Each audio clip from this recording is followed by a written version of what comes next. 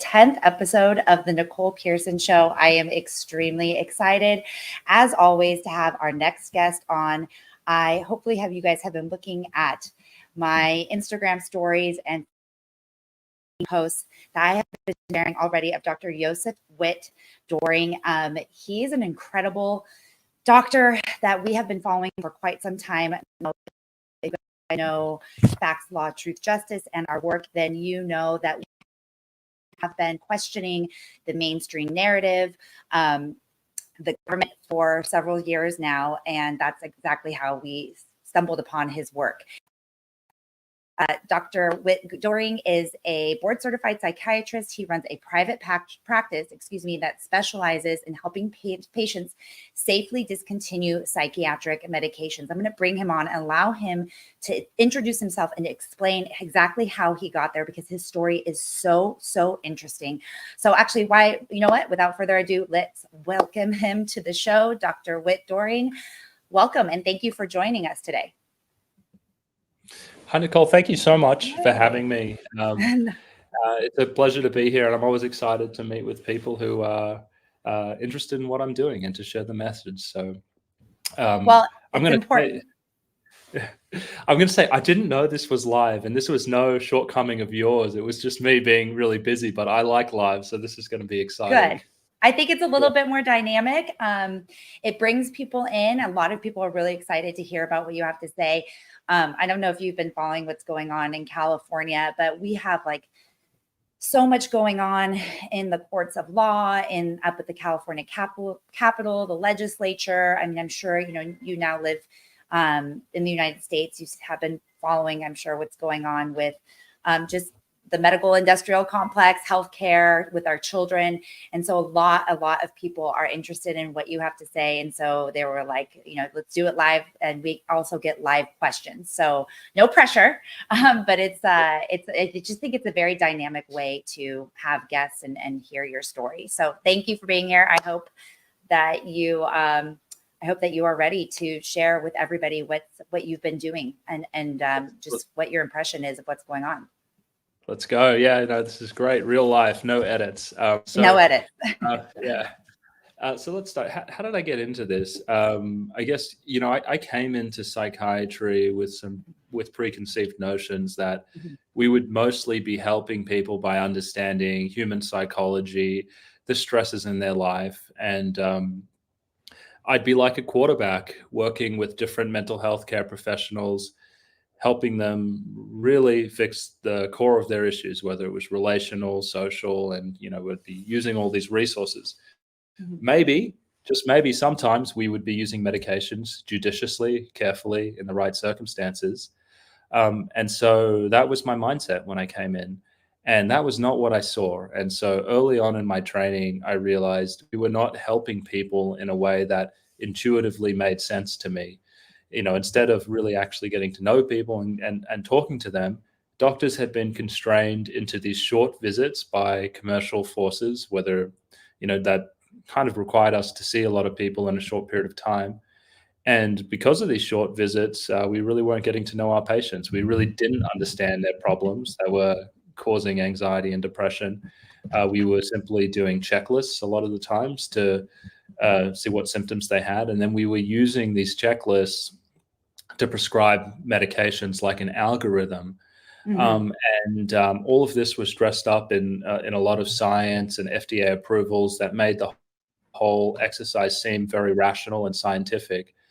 But I think most people intuitively know that, when you're drugging essentially symptoms that people are having, you're not really getting to the root cause.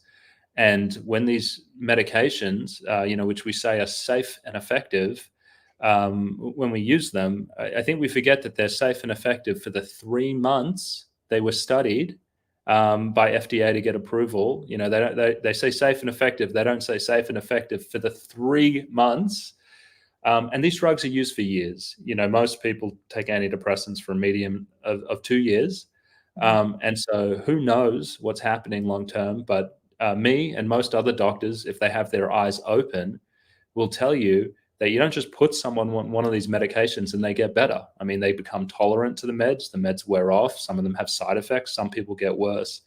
And so I started noticing that, I mean, we simply weren't helping people. I think we were definitely misleading them on how effective these medications were in the long term. And then to add insult to injury, we would always tell people that they were pretty easy to come off. Again, these studies, which a lot of the experts used to kind of back up the claim that withdrawal is mild and time limiting when you want to come off, again, were based on studies that were 3 months in duration. And you cannot make a generalization about withdrawal when people have only been on the drug for 3 months, especially when people take them for decades. Mhm. And so what I started to see was people would try to come off after, several years. And not only would they have a hell of a time coming off, some people, they were tapered too quickly. The doctors really didn't know what to do. They were getting misdiagnosed, that their withdrawal symptoms were being misdiagnosed as the underlying condition. Doctors were erroneously telling people that they had to be on the drugs for the rest of their life, essentially damning them to the side effects of these meds when the meds were really unwanted, that people wanted to come off. And then there was a small proportion of people who were developing a condition called protracted withdrawal, which is a kind of a neurological injury when they come off. It's uncommon. It doesn't happen to everyone, but for the people where it does happen, it's life-changing. And so I don't want to kind of ramble on too much, but that's essentially where all of this started from me, was Right. essentially having my eyes open and just saying, what the hell are we doing? Okay. Well, and you're right. That's just a huge story. And I actually would like to back it up just a little bit. So you are originally from Australia, correct? Mm-hmm. Yes. And there's so many things about you and your background that I want to discuss. So you're from Australia, but your residency was at at Baylor University, correct? Mm-hmm. Yeah. So I finished med school in Australia and then did psychiatric residency in Texas at Baylor. Yeah. And when did you graduate, or when did you complete your residency? Just to give our listeners an understanding, and even myself an understanding of like when you started to practice. Yeah. So I I finished residency in 2019. Mm-hmm. Yeah. Got it. Mm-hmm. So you are just right. You're coming out of your residency right before 2020. And that's what I really wanted to ask you about, is if, you're describing a process that you're disillusioned by this process, or well, you were describing a process that ultimately left you disillusioned. And so when you were studying medicine in Australia, and then you came over here and you completed your residency, was there a lot of overlap between the two systems and the two, like the emphases in Australia as opposed to the medical education here in the United States? Like, did you see any distinction, or were they relatively similar? They were very similar. Mm-hmm. And I think that the main difference was when I came to the US, I was only working with psychiatric patients. In Australia, I was exposed to all areas of medicine, and I heard about, psychiatric drugs and the chemical imbalance, and it wasn't, you listen to what your professors are saying and you say, oh, that's probably true, but it was only once I got to the US and saw the rubber hit the road, when I was in the clinics seeing how we were caring for people, that I was like, there's no way this makes sense. And what made you choose psychiatry? Because you mentioned earlier that you believed that you would be part of this like 360, this holistic team of medical professionals who would be observing and diagnosing and treating and helping people get better. What made you specifically go towards psychiatry? Because I'm sure you have a ton of opinions about lawyers. But as for myself, I think of a psychiatrist when I'm, dealing with even my own clients who have injuries and need to get, mental and emotional support. A psychologist is like the therapist, or a therapist is the person who speaks to them and does the deep dive into the personal history. And the psychiatrist is, quote, for lack of a better word, just to prescribe medication. So, like, what made you want to go that route of the more medicated route, if that's even the correct understanding, distinction between the two fields? So I'm going to say something that is going to sound, I guess, just really random, but it's the truth. I didn't know That's what I good. wanted to We do. like that here. And I didn't really know what I wanted to do when I left high school, but I was getting good grades. I was quite competitive academically, and I got into med school, and I said, here I am in med school, like maybe I'll be a surgeon. And as I went through, to backtrack a little bit, I'd always been interested in philosophy, self-help, psychology, and I'm not too different from most psychiatrists. I have my own problems, my own limitations, my own anxieties, and the way I always chose to deal with that was by reading, learning about purpose in life and all of that. And so that subject matter was always really interesting to me.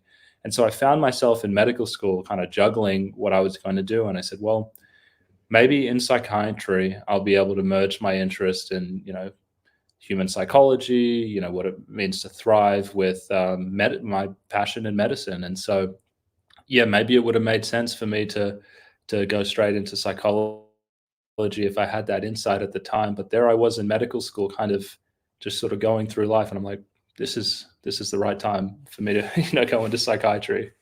Right. And I obviously do not mean to be critical at all. If you took a look at my trajectory to end up where I am now, which is basically, founding a human and civil rights constitutional law firm, it actually makes sense. Just the same way that you have your clinic now in Texas, it actually makes perfect sense. And I had to go through all of those steps, or I don't even consider them missteps, but those steps to get to exactly where I am today. So not being critical at all, but again, like you were just mentioning, your interests and your passions and what you thought.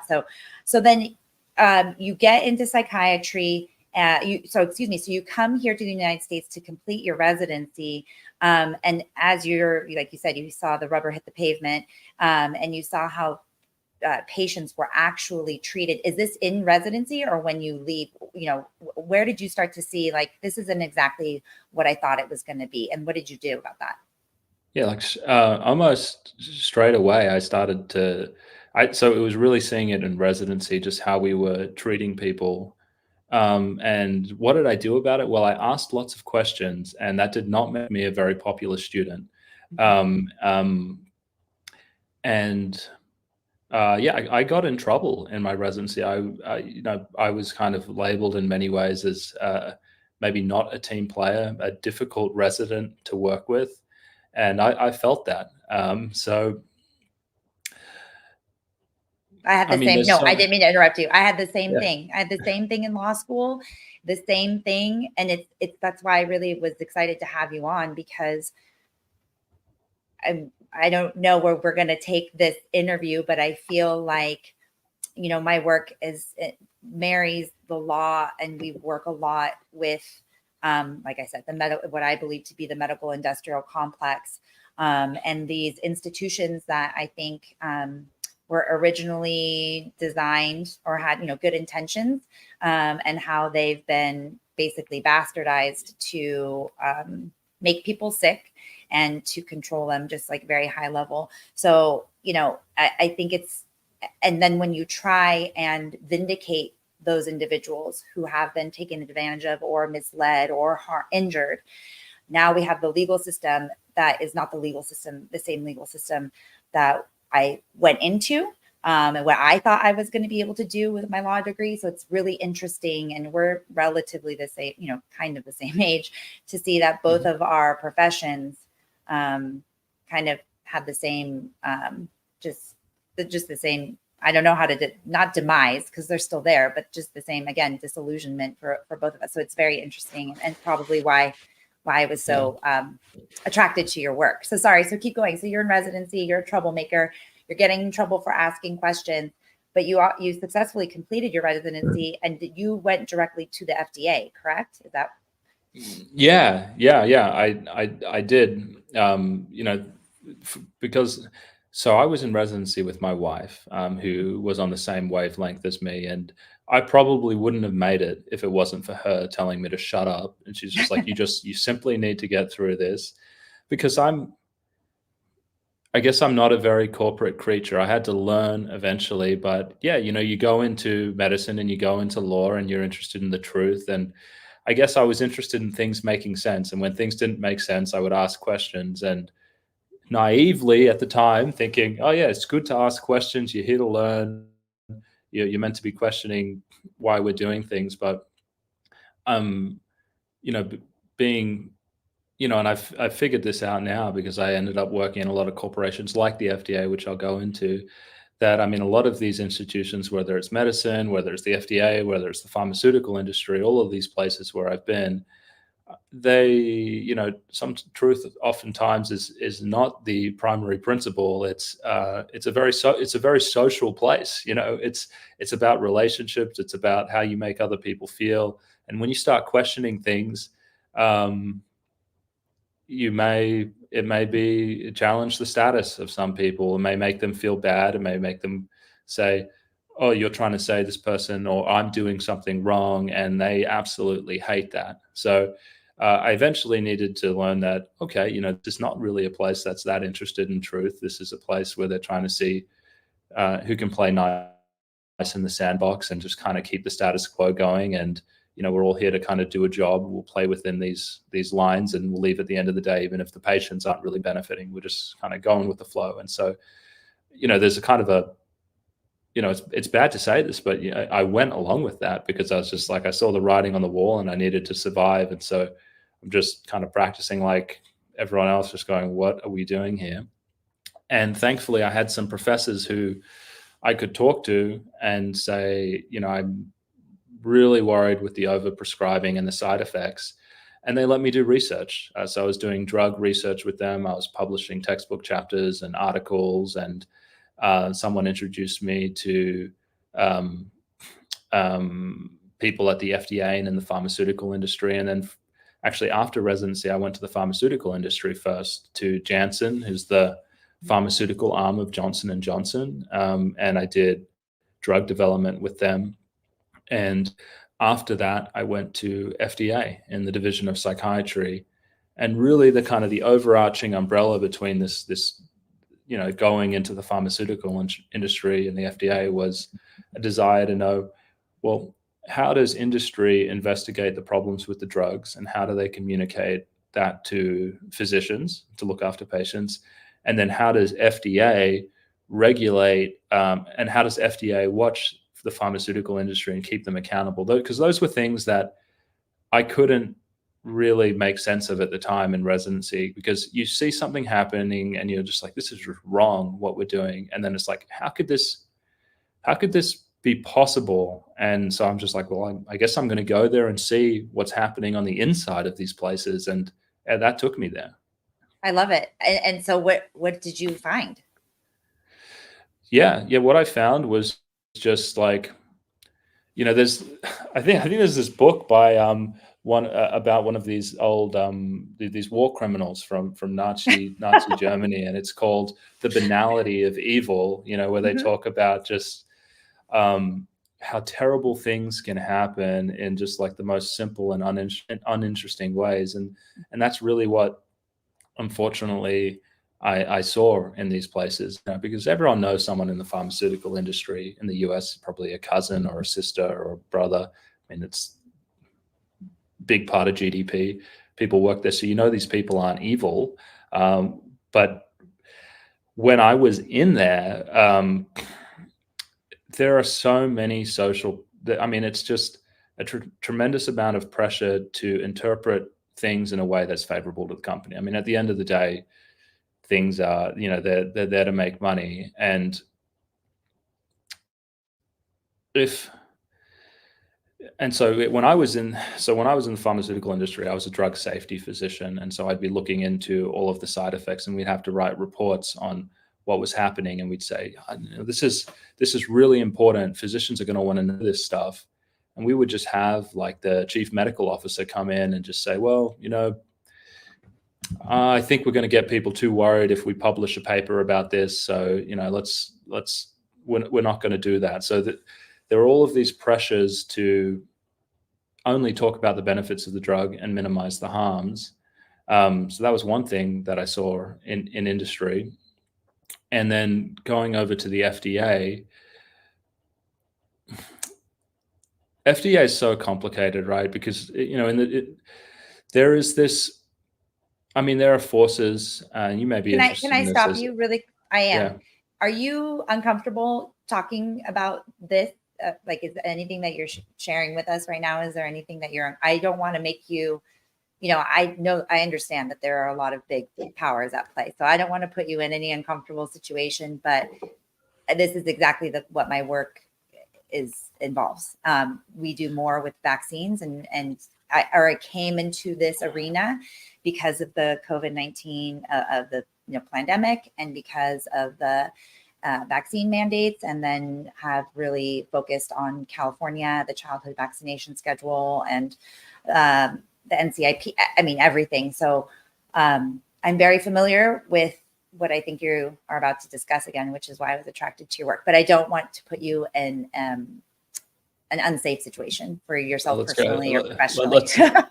No, it's okay. I mean, I've been really vocal about what I saw at the FDA. I mean, I've spoken to the Office of the Inspector General. I've spoken to people over there, and I've talked to a lot of journalists about this. And so I just want people to be aware of what's going on. And all right, let's do it. Yeah. So FDA, one thing that's really interesting that I noticed from the Division of Psychiatry is that FDA is skewed towards drug development. There's something called the PDUFA, which is I guess a law that went through Congress, and it's where pharmaceutical industry fund a lot of the FDA. I can't remember the percentage, but I think it's got to be like 75%. But along with that money that FDA gets from pharma, to hire the people to do the work, there's a lot of requirements. So FDA needs to, for instance, like when a drug company wants an approval, they'll put a whole dossier of clinical trials in, and they have to get it reviewed in 9 months, essentially. So because of the way the funding comes through, a lot of the resources in the FDA really focus on those activities. So instead of, say, maybe investigating some post-marketing safety incident and putting resources there, no, it's like, no, we've got these timelines. We're going to focus on this company who's trying to get this drug on the market, and we're going to just focus on getting the review done in 9 months. And so that's do you think those timelines are intentional? I'm sorry to interrupt you, but do you think, for example, with vaccines, there is no vaccine and part of the childhood vaccine schedule that was ever studied for more than 3 days for the potential adverse events for more than 3 days? And I personally believe that that's intentional. So they can issue these reports, like you're saying, like there were no seizures, during our, post, vaccination clinical trials, but they don't tell you that they only observed the recipients for 3 days. So do you think that the 9 months that you just mentioned, that the 9 months is intentionally in place because they knew if they followed these patients longer than 9 months, that they would see more adverse events or any reason to not market or pull the product? Oh, Nicole, let me clarify. So the 9 months is the time it takes that the FDA has to review all of the research and give a decision. So there could be clinical trials in there that may have gone on for maybe even less than that, 3 months, which is something that we should talk about, because I put a pin in that, because I'm going to pick up a thread later on how long we study antidepressants and whether that's intentional, because I do think there's probably a relationship between the thinking that goes into that and what you mentioned about the vaccine. So I'm happy to discuss that link. So, but I guess the main point that I want to make about this is that FDA has timelines on doing activities that benefit pharma, essentially, because drug companies, they want to put their dossier in and they want the drug on the market in 9 months so they can maximize the profitability of the drug before the patent runs out. And while that seems like good business sense and like, hey, what's wrong with that? The consequences of that are that safety issues get neglected. For instance, the big one that we are looking at the moment is PSSD, which is persistent sexual dysfunction when people come off antidepressants. We had a citizens petition submitted by Dr. David Healy that went in 2018. FDA still hasn't responded to that. It's 2024, which is crazy, because it's like, who are you working for, right? If you're not working for the public that's putting in petitions to get safety information recognized and put on the labels, like they'll write back to pharma in 9 months, but if there's a safety issue like this, they'll ghost them for 6 years. Public Citizen is suing them at the moment, essentially to get the FDA to respond, which is absolutely crazy. And so all of these safety things that are going on, they don't really have timelines. And so that's one thing that was really messed up about the FDA. But the other thing is more subtle and more of a social thing. People that go into the FDA, gosh, I'm rambling, but I have so much to say here, so I'm just going to go for it. Yeah. People that go to the FDA, they come out of academic institutions. Most of the leaders of academic institutions are cozy with the pharmaceutical industry because they run the clinical trials. Because one of the best ways to get high-ranking academic posts is to do clinical research, and working with the pharmaceutical industry is how you do that, because they make it really easy for the professors. They fund them, they fly them around the place, they let them give talks, and it allows them to build up a very impressive resume of international exposure. And that's how you end up at the top. Now, because these leaders in these academic institutions work so much with the pharmaceutical industry, they form relationships and they end up biased towards drug industry points of views on drug side effects and such. And these are the professors that are training essentially all of the doctors. And so doctors go into FDA through out of their academic medical centers. Most of them have been trained by very friendly academics towards the drug industry. And then they're primed to essentially keep the status quo. You know, my professor thought this about side effects. He thought they were always overblown. He thought people were mischaracterizing psychiatric drugs because they had, some beef about, just thinking that people didn't need them. And so they carry their prejudices in there, which really is the culture of academic medicine. And so they're biased. And I saw a tremendous amount of that. And you don't want to speak up, because when you do, it's like, hey guys, I think we got this thing wrong with this side effect or this thing on the drug label. Now I'm questioning the intellect and the decision making and the judgment of the other people in the organization. And I think this is just something really normal that I think most people will relate to if they've ever worked in a corporate environment. It's not always about the truth, and it's really is kind of about playing nice in the sandbox, and the exact same forces are at play in the FDA, and it shouldn't be, because when you just kind of go with the flow, now we're talking about public health and people getting hurt. Right, but the difference is between law or science, where in the law, for example, we would be given hypotheticals and a set of facts, and then we would manipulate the facts and have debates and apply the law and come to different conclusions. That's the nature of the law. And when you're talking about science and medicine, we're talking about the scientific method, right?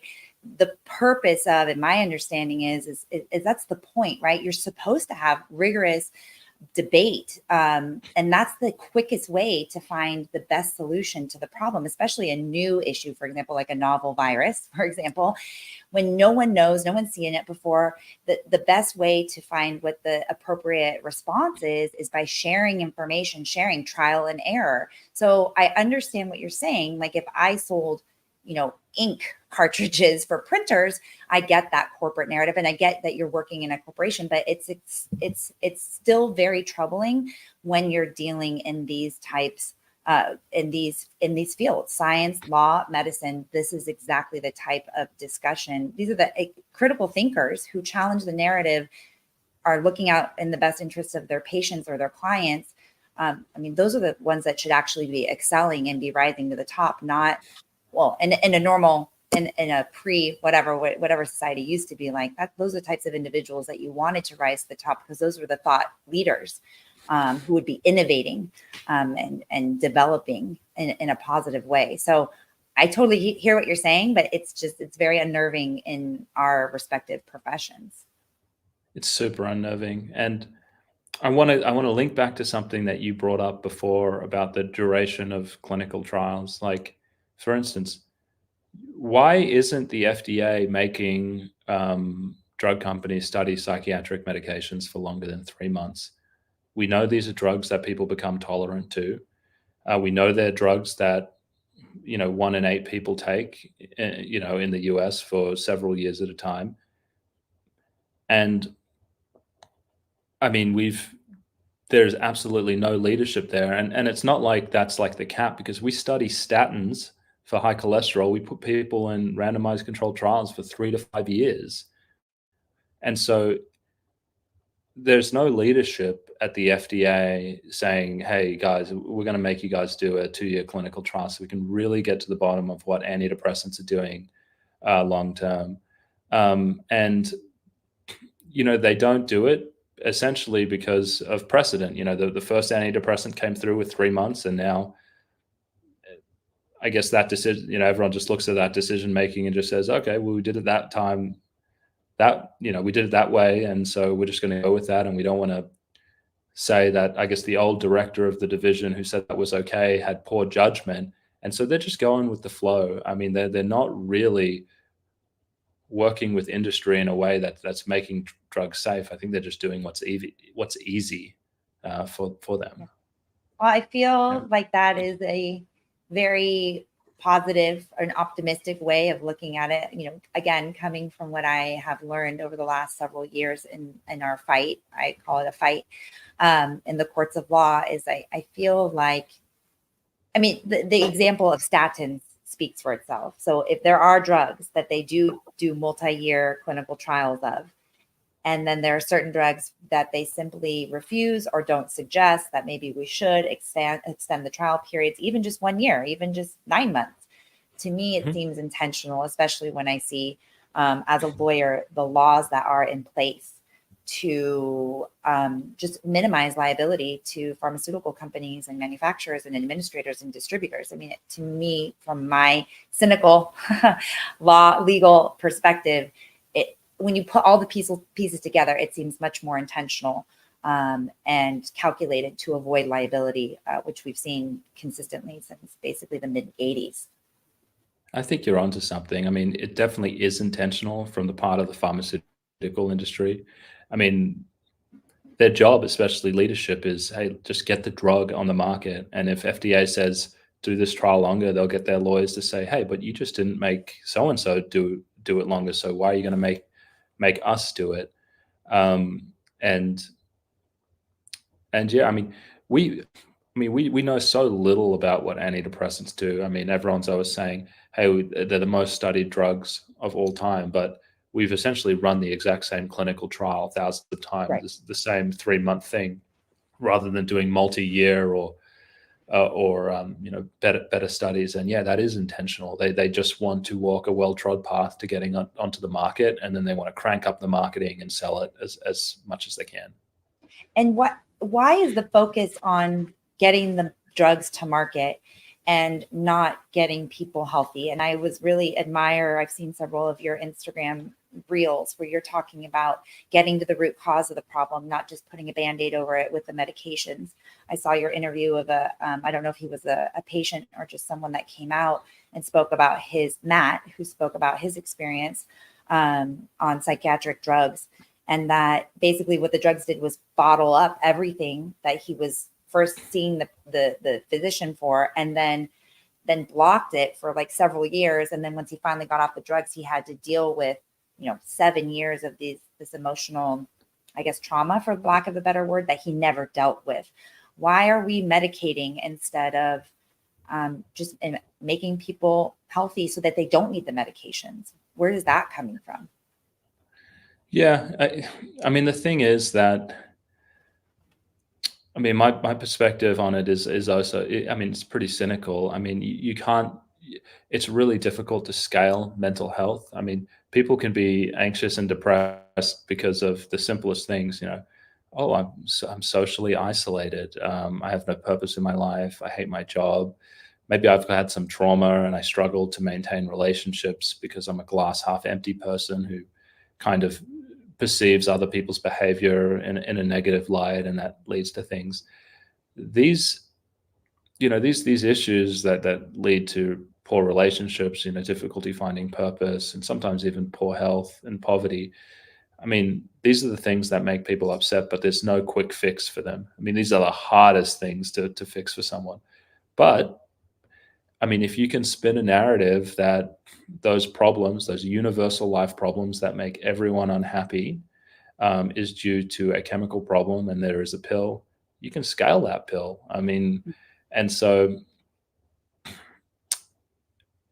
it just, using drugs for mental health problems is just a much better business model than really helping people at the root cause of their problems.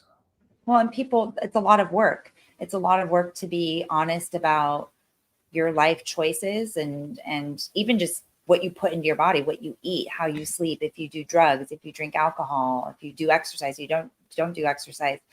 That requires much more honesty and work, like you said. So yeah, I totally see that quick fix mentality, especially today in today's society. So can you describe? Well, why don't you tell us? So you went pharmaceutical Janssen, and then you went to the FDA to try and figure out what's going on here. And so what happened to the FDA, and where are you now? How'd you get here now? How'd I get here now? Nicole, I'm so sorry to do this to you. I'm going to plug my laptop in. I'm going to be right back in 10 seconds so I don't run out of battery. That's fine. Yeah. I'm just, while you're doing that, I'm going to tell people who are joining us now, we are in the 10th episode of the Nicole Pearson Show. We are with Dr. Josef Witt-Doerring. He is an Australian doctor who came here to the United States. He completed his residency at Baylor in psychiatry, and he has had an incredible journey from pharmaceutical companies, working for Johnson & Johnson, the pharmaceutical division of Johnson & Johnson, that being Janssen, and then went to the FDA, and he's explaining to us the cracks in the system, the pharmaceutical medical industrial complex, and what he's doing about it today in his own practice. Okay, Nicole, I am back. Would you repeat your question so I can get back into it? I think what I was saying, so we were just talking about how people are into it for a quick fix. Why is the is the medical industry more interested in giving people a quick, medicating them as opposed to getting to the root issue or the root cause of the problem? And then you very succinctly explained that people want a quick fix. Doctors, it's easy to scale. It's easy to make the most money off of medicating people. And then also from like an individual patient perspective, it's just more palatable to get the pill, the quick fix, and instead of actually investing the time into making your physical and mental health better. So then I asked you, okay, so now you have these realizations. You were in the FDA. He basically went to the FDA to figure out why this is happening and what happened from there after you. How long were you with the FDA? Just a year. And so I was at the FDA for a year. I actually went back to the pharmaceutical industry after that to work as a drug safety physician. And I stayed there for a year as well. And eventually, I had been, I'm like a millennial. So, I had been YouTubing during that time. And I was gaining traction, talking about drug injuries online. And I mean, I'd always been passionate about it. And I just felt like I could not bring my passion to, I guess, the world, as corny as that sounds. I mean, when you're working in industry and these corporations and you have to work in a way that is not who you are, where you realize that the key to being successful in that environment is anticipating what your boss would be happy with and at delivering that rather than doing what's right. It just wears you down. And I essentially hit a point where I was just like, I cannot do this anymore. And I mean, they were paying me really, really well. And I had a young kid and everything like that. And so despite that, I was just like, I'm out. And I was like, I'm just going to help people come off psychiatric drugs.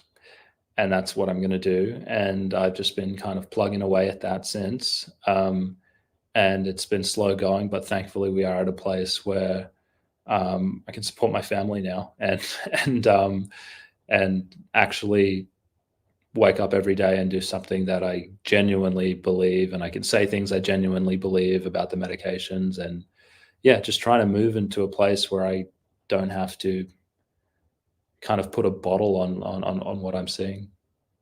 Well, two questions. One, the first one, have you seen or felt any blowback from that decision? And I'm not talking about from like friends or family, but professionally.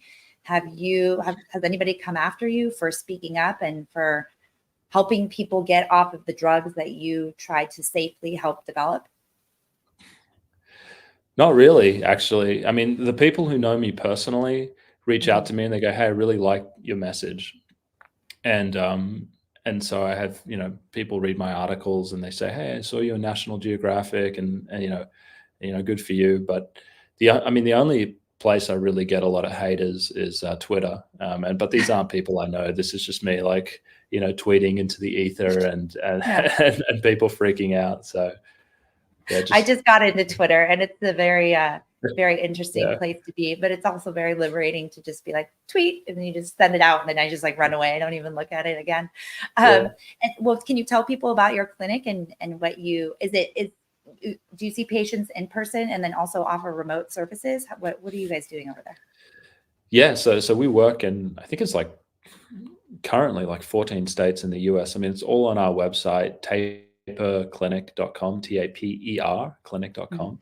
Mhm. And so we do one thing and one thing only. We get people off psychiatric medications. And so people come to us after they've failed to come off and they're having side effects. Some people have had drug injuries.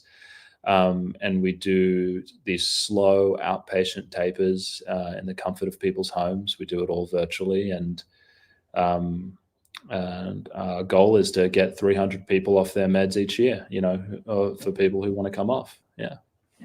And do you think that there is an appetite for that? Going back to what we were just discussing a second ago, some people want the quick fix. Is it that things just get so bad and unmanageable that they come to you? Like, what does a typical patient look like who finds you? Yeah, yeah. So usually they look frightened and scared because I mean, this thing that was a quick fix in the past, maybe it even helped them when they initially got on it. They were having serious mental distress, and the pill helped. It doesn't help people long term, and so they'll realize that the drug is turning on them, that they're getting sicker and sicker despite going on higher and higher doses and adding more medications. And essentially they dig themselves deep into a hole and then they wake up and they realize, oh my God, these drugs are making me sick, they're making me overweight, I have sexual dysfunction, I can't connect to my children or my husband because I feel like, way too blunted. And so a lot of the times the people I help, they're in a really bad spot. Their life is they're so numbed out. They feel like they're just going through the motions and they're desperate. They just go, this is not the person that I used to be. And so I get people who are essentially nuked on psychiatric meds. They're taking like 5 or 6 and their life is completely in disarray and they want to come off. Sometimes I get like, I've been seeing a lot of perimenopausal women at the moment who are put on sedatives because they have the perimenopausal anxiety and insomnia, and now they're completely dependent on like Xanax and they can't come off, or they're on antidepressants that aren't helping them. I get a lot of women in their 20s who want to have children and they don't, they're self-conscious about their weight from the medications, and they don't want to be pregnant while they're on the drugs, and they feel really trapped, and they need to come off in a safe way. And then I also get a lot of people who have serious drug injuries. I mean, I'm talking like brain damage. They have protracted withdrawal, and essentially they need someone to get them off the drugs without them getting worse. So um, sometimes I just have like, I have a bunch of men who are in their late 60s. They had developed insomnia due to work stress, like maybe like in their 50s, they were put on Xanax, and now like they're having brain fog, memory issues. They're not as sharp as they used to be. And they simply hate that they have to be tethered to the pharmacy and they can't go with their wives on like a 3-month trip in Europe when they retire. And they're just like, I can't. I'm just like stuck on these meds. There are so many reasons why people just go, this is not the life that I want for me anymore, and they want to come off. Honestly, that's horrible. I'm like, especially as a woman, it's just we're over prescribed medicines for things that are natural, a lot of times natural processes like menses, your menstrual cycle, your perimenopausal, menopause, even just like stress and anxiety, it's not necessarily something that you must go through in life, but it's something that you should confront and go through and realize there are some external factors that are causing this. I mean, to just be given a drug for an experience or a feeling that you should be moving through is, I don't know. I don't know why what you just shared with me, like, really upset me. Well, How is it? Go ahead. Yeah. I was just going to say it is upsetting. I mean, because you're having a legitimate problem, whether it's mood instability from perimenopausal symptoms. You go to someone who is meant to be safe and who is meant to help you and meant to guide you, and instead of them either counseling you or maybe sending you to someone for some HRT or something to get to the root of what's going on, essentially it feels like, hey, we're here for 15 minutes. Why don't you take this antidepressant, and to hell with what happens in the future. I think it's a betrayal. I think we put our trust in doctors and these institutions, and then they end up, a temporary problem becomes a permanent one. I mean, it's super upsetting. Where's the disconnect? So I don't know if you know, but my dad is a doctor. He's been a doctor for over 40 years. And I've seen through his practice and different, like his medical practice, but also the physical practices that he's changed over time and been kicked out of groups, for example, because he won't do the 15-minute visits and he didn't want to do the digital records, or was ultimately forced to join a group who did. You have to be part of approved by insurance companies to get paid. So he would meet with the patients, have extended hours because he's doing longer than 15-minute visits, and then be home doing the digital records after work and on the weekends. I mean, I see so many places where the medical profession has got derailed. Where do you think the problem lies, and can we come back from it?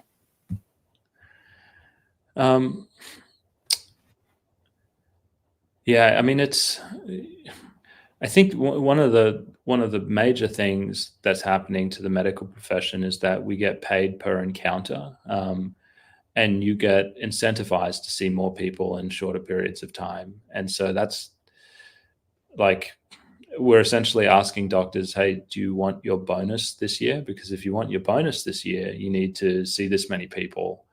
And if you don't, if you want to take your time and go slower, that's fine. You could be a better doctor, but we're going to pay you less. And so I simply think how we pay doctors is a big problem. And there's also, I mean, these medical clinics, some of them are partnerships, but more and more of them these days are owned by private equity groups who essentially they buy medical practices and they have a system to make them as profitable as possible. They'll bring in nurse practitioners, PAs, people who will kind of get with the system. And it really is simply, the game is see as many people as possible.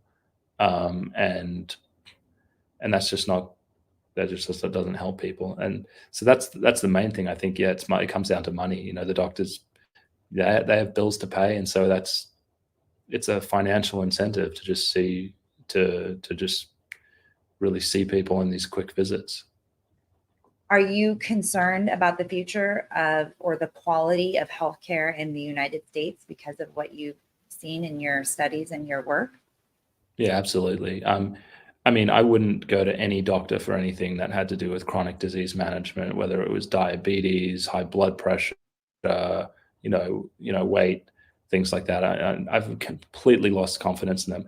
I mean, if I needed to get a hip replaced or a knee replaced, or I was in a car crash, sure, I think that stuff is great. Any of these medical interventions where it's like, it's very clear what the problem is and what the solution is, I think that stuff is world-class in the US. But we've completely, I mean, we make problems worse now. I mean, like weight gain, obesity, all of this stuff. I mean, this whole Ozempic thing, I think is going to end up blowing up and being an absolute train wreck. We'll just get stuck in it and they can't come off without gaining the weight back, and they'll have all these issues. Anytime I think we try and fix problems by just drugging them rather than getting to the root cause, I think we're going to just make people worse. So what's your advice for people? So we have your clinic is the solution to people who have been over medicated with psychiatric drugs, and you help them taper off. Is there also like do you also provide services to help them move through the problems that initially took them to the doctor initially? And then also for individuals who don't have psychiatric or don't consider themselves to have psychiatric like myself, at least not right now, how do we move through healthcare the way that it is?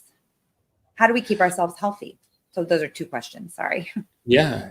So to start with the mental health stuff, that's really hard because I could say, hey, you're unhappy because you're socially isolated. But then it's like, why? Well, how do you relate to people? What are your social skills like? How do you interpret the behaviors of other people? Some of that stuff can take years in therapy to figure out, you don't like your job and you can't change it because there's poverty. And some of this is going to be really bleak because sometimes there's just simply not an easy solution for the things that make people upset. Now, that doesn't mean we should drug them because that's going to make things worse in the long run. But I think saying it out loud is good for mental health, that, a lot of people are having problems that no one can really help you with because they're really complicated problems. Some things are not so complicated. Time-limited stresses, death of a loved one, obviously that's really hard. Losing a job, you support people, you rally their supports around them and it goes away. But if someone really has fundamentally, difficult things in their life, like no education, poverty, things like that, that's really challenging. And I can't help with that. I can guide people in the right direction, but these are huge problems for people to sort out, and telling them it's a chemical imbalance isn't going to help them. They need the truth, and then they need to be pointed in the right direction to begin the long and slow work that's needed to overcome those issues. For more like health related things, I think some of this stuff is as simple as watch what you eat and get regular exercise. But even that it's so related to mental health. Why are you overeating? Oftentimes it's a way of dealing with stresses in your life that need to be addressed. Why is it difficult to exercise? Well, there's a lot of those things. I think functional medicine doctors generally tend to really focus on getting people off meds and trying to motivate them essentially to do a diet and exercise. I think that's what I see a lot of functional medicine doctors doing. So if you would like that accountability and someone to guide you on that path, I think functional medicine can be good. But you can do that with any doctor really who is more invested in motivating you to overcome those things. But I don't think you're going to get it with any sort of insurance-based plan. You have to pay privately for that. Yeah. Right. Are there... So there's a lot to unpackage from there. Is there ever an instance where you think that psychiatric medications are appropriate? Mm-hmm. I think they can be pretty good short term in the right situation. Well, I guess the rationale to use them really I think has to come from understanding like the problem first. So let's see, what would be a good use of an antidepressant? Okay, maybe you've just gone through a terrible trauma, you're socially isolated and suicidal, and really there's no one that can really sit with you and you just can't cope. Sure, maybe we put you on some Zoloft because that's what you want to do and it helps you. And while we're doing that, we're working frantically to try and build up a social network around you so we can get you off of that medication and doing something more sustainable. If you are having a manic episode and you're becoming violent, you may need to be on an antipsychotic for a short period of time and then have that weaned off. And there are legitimate use case scenarios for long-term antipsychotic medication as well, because I mean, the reality is, I mean, sometimes there's people who have really severe autism, and maybe the only thing keeping that child or that person in the home with their loved ones is medication, because they can't afford to have a caregiver there. That's the same with maybe chronic schizophrenia as well. That may be the only thing that you could do to keep that person with their family. I mean, it's definitely not ideal, and in the perfect world, they have a nice place to go with supervision and they can do meaningful things and it reduces their reliance on meds. But we live in the real world. And so the problem that I have with it is a lot of people aren't even really given the chance to find other ways to manage things before they get on these meds. People don't even look. A lot of times they just fill out a checklist and put them on the meds. And really, if you take the time with people and you work with them and their families, you can get a much better outcome for folks if you really understand their problem. So it's complicated. There can never be a no-use scenario for meds, but the way we use them at the moment is far too much. Well, you described pretty extreme, it doesn't have to be every extreme, or it doesn't have to be only extreme cases, but those cases that we're talking about, violence, suicidality, we're talking about severely autistic children. I mean, those are pretty extreme cases is what I'm hearing. And then even then it would be for a shortened period of time and it would be monitored, and you would ultimately, I mean, with the exception perhaps of the autistic child, something that you would taper off. So,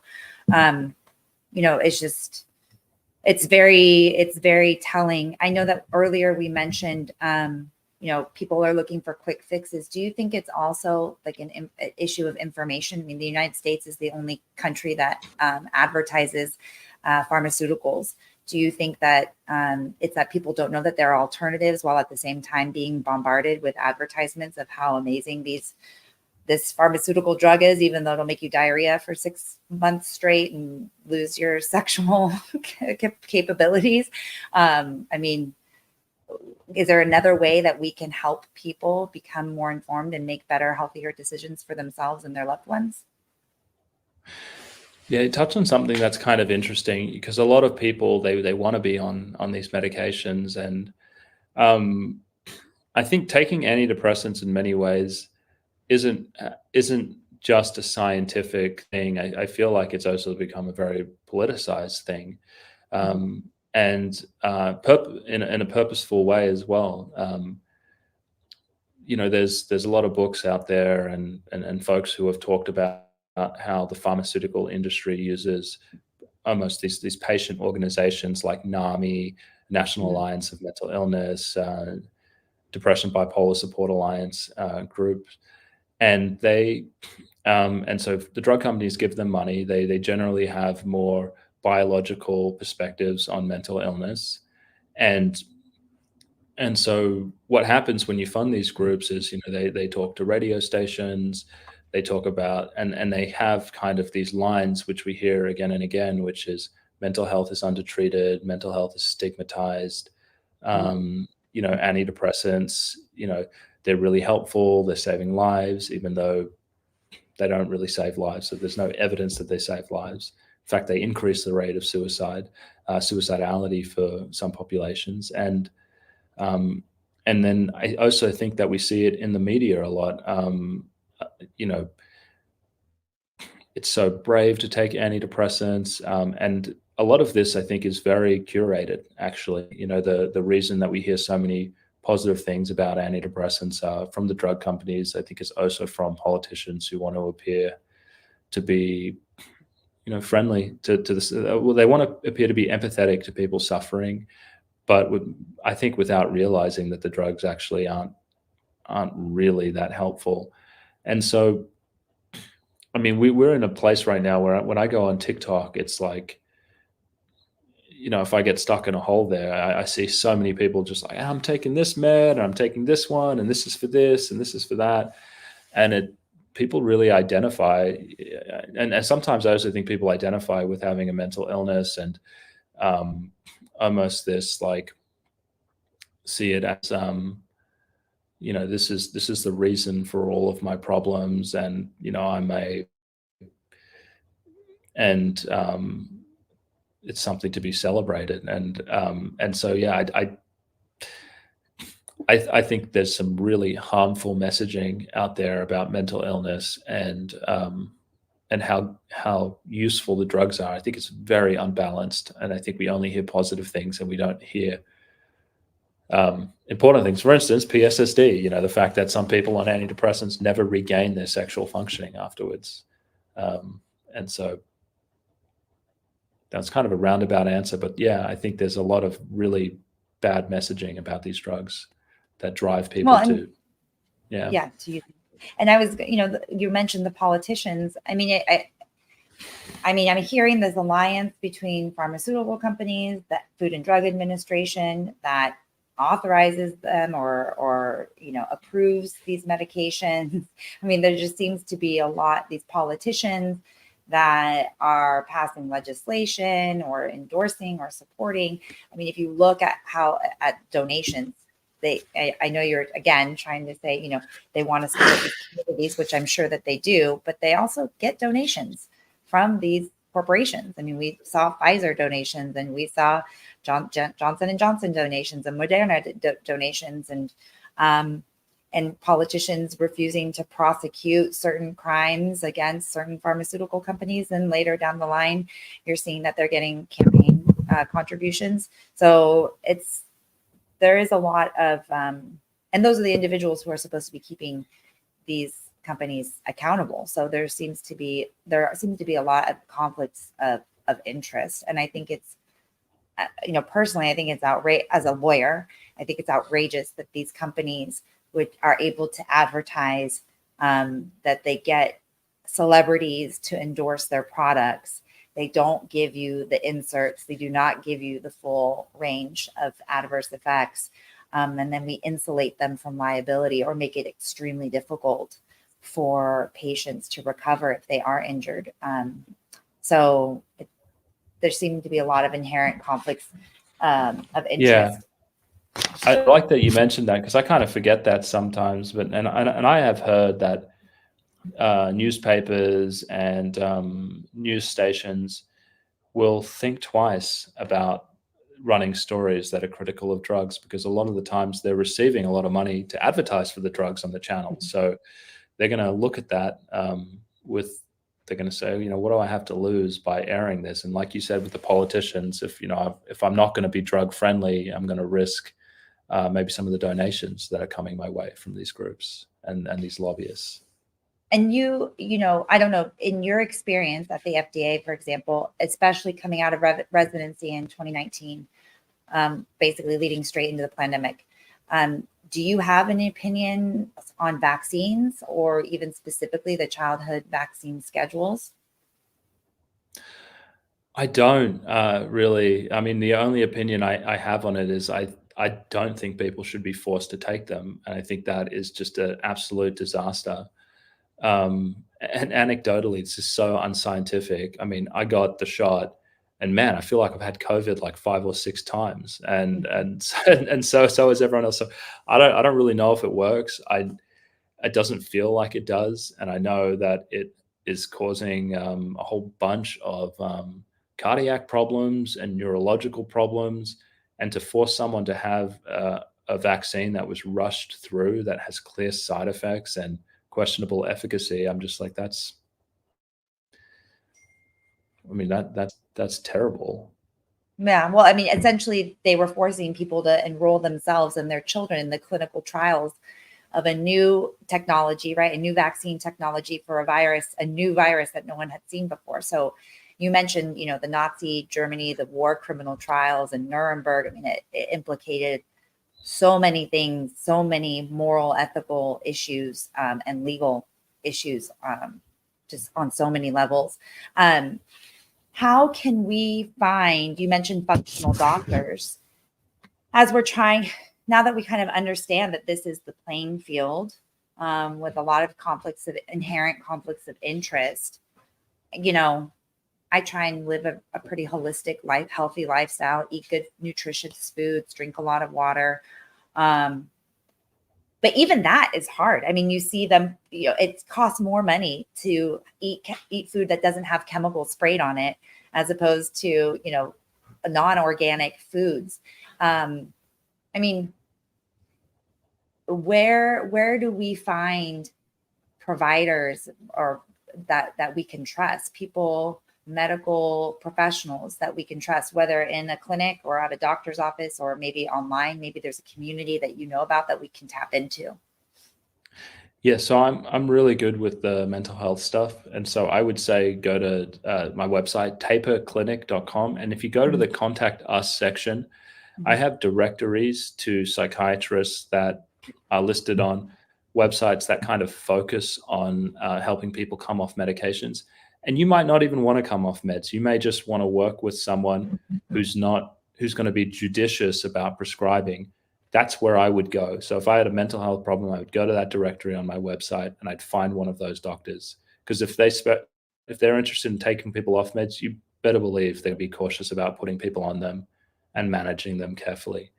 Great. For the functional medicine stuff, I think the Institute of Functional Medicine is probably like the premier organization that's really interested in getting to the root cause of medical problems, and I'm sure they would have directories of providers, but it's not an area I'm as deeply familiar with.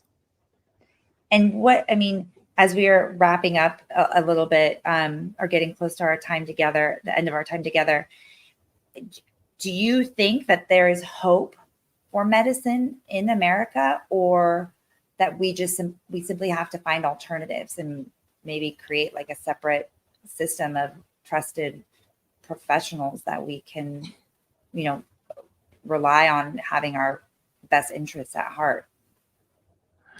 Yeah, it's so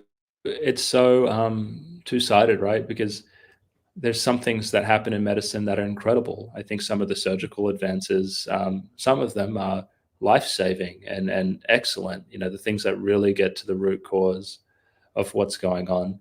And so it's really hopeful in some senses, but anything that I think is based on like problems of living, where it's like obesity, difficulty eating, mental health problems, gosh, we're doing a really poor job there.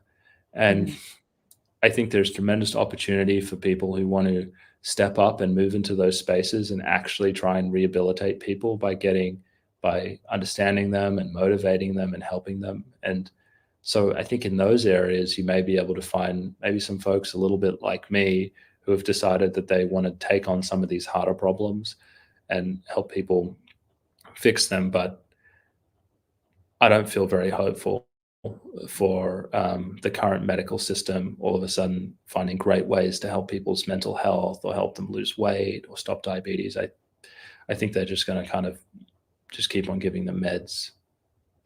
Yeah. And also, as you were saying that, and you're describing, surgeries in certain instances where going to, mainstream Western doctor would be, is prudent. I just saw a tweet the other day about UCLA and their admissions, and they've been focusing very much on DEI, diversity, equity, and inclusion. And so they've been manipulating their admissions to allow other factors such as race, ethnicity, religion, et cetera, socioeconomic status to influence admissions, and also their grading systems. And so they did like some study on current medical students, and they're like barely passing. We're talking about like the average pass rate was 50%.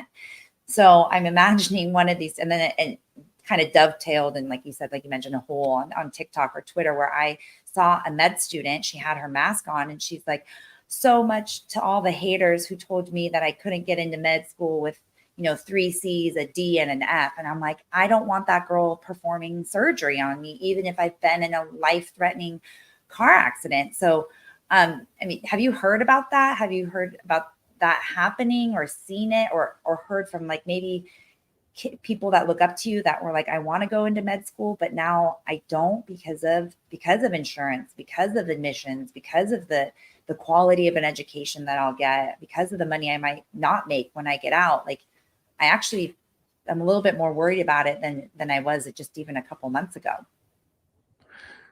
Yeah, I mean, that's, it's it's a hot topic, and I can kind of just speak from what I see. I mean, me as a person, I value quality, and so I appreciate a meritocracy. I get that there's political reasons behind doing that, but when it comes to my healthcare, like you, I want to go to the best person. I don't know if that makes me a racist or not, but that's the way I kind of see it. Yeah, I mean, I'm concerned about those things. I mean, I knew some people who would have made fantastic doctors who, didn't get through an interview round, and some other people who really struggled. And at least from the outside, it really looked like things just like race played a role in that. So I think it's going to have an effect. I'm glad I mean, this is just one person's opinion on what is clearly a really polarizing topic, but that's where I fall on it. Well, we appreciate you and your courage, honestly, just your courage and just your resilience and coming out the other side and providing the services that you do at the Taper Clinic, very appropriately named the Taper Clinic. There's a thing before we do let you go. There's a game that we play, and I know that you're from Australia, but we call it you're a patriot now. You live here, so we call it Patriot. U.S. citizen as well. Okay. Okay, good. Yeah. Okay, good. Yeah. So so we call it Patriot Trader Pass. Okay. So I mention some names to you, and then you tell me whether you are a patriot or you think they're a traitor, or you can just pass because you want to no comment on that person. Are you okay? Are you gonna pull up your Google? Let's go. Okay. No. I'm just writing it down. Yeah, this is fun. Okay. So Robert Kennedy Jr. Oh, patriot. Okay. Dr. Peter McCullough. Pass, but mostly because I don't know him. Yeah. Okay, I'm gonna send you info on him. He's great. I think he's a patriot. Anthony Fauci, your homeboy from the NIH. Oh yeah, traitor. Yeah. Oh, thank God. Okay. Rand Paul. Pass, just because I don't know enough about his policies. Yeah. Okay, I'm gonna send him. You're gonna like him too. What about Donald Trump? Patriot. Yeah. Okay. Taylor Swift. Traitor. Yeah. Okay. Prince Charles. Don't know enough about his policies. I don't know. What about Kanye West? Yeah. Speaking of Taylor Swift, Kanye. I'm just gonna say Patriot just because I love Kanye. Yeah. It's got good music. You got to go down that rabbit hole. That one's really intense. Yeah. So before we really officially say goodbye, thank you for indulging me. Mm-hmm. Is there anything that you want to share with actually, before you go, I do want to know, what is this in terms of medicine and your work? What is the most important thing that you want to that you're working on and focusing on and that you want us to know about? Like, what's the most important issue to you today in terms of your medical career? Gosh, what a question. I mean, I think it's informed consent on medications. So that's a lot of the free kind of content that I put out on my social media. It's all about psychiatric medications, what they can do, and really just wanting people to know what the risks are of starting them, of being on them, and how to get off them safely. Well, as a freedom fighter, a medical freedom fighter as well, I mean, my work encompasses so much of that, and that's exactly what didn't happen for the last couple of years. And also, I don't know, with gender affirming care and those irreversible non-FDA approved procedures, we see a lot of that not happening. So I really appreciate that. Our work focuses also on children, really vulnerable individuals. So I appreciate that work. And before we do go, is there anything that you want to share with our community before I let you enjoy the rest of your day and your important work? No, I just want to say thank you for having me, and I love to spread this message, and I appreciate you getting to know me and letting me speak to you and your community. No, absolutely. It was a pleasure. And hopefully we'll be working together. I think our work aligns a lot. So any way that we can support you, any information, any updates you want us to, like you said, spread the word, we are here to support you as well. So thank you for everything you're doing. Thank you for spending your day here, your afternoon here with us. And I look forward to talking to you again soon. Yeah, same here. All right. Talk soon. Bye. That's it. Bye.